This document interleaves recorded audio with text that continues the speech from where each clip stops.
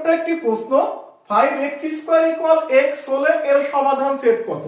প্রশ্নটা দেখে মনে হচ্ছে না খুবই সহজ, বাট এই প্রশ্নটা কিন্তু আমরা সমাধান করতে বারবার ভুলাই ফেলি।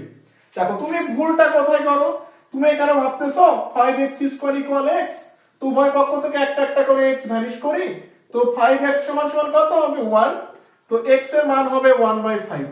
এখন বলো তোমার অ্যানসারটা কি হয়েছে? না, তোমার অ্যানসারটা 100% ভুল হয়েছে। তাহলে ভুলটা কোথায় হয়েছে? আমাদের ভুলটা হয়েছে এই যে তুমি লিখলা 5x² = x। আমরা জানি একটা ইকুয়েশনের সর্বোচ্চ যে পাওয়ার থাকবে চলকের, ঠিক ততগুলো আমরা মূল পাবো। তাহলে এখানে যেহেতু স্কয়ার আছে, তাহলে দুইটা অ্যানসার হওয়ার কথা, বাট তুমি অ্যানসার কয়টা পেয়েছো বলো তো? একটা পেয়েছো। তাহলে কি তোমার অ্যানসারটা হয়েছে?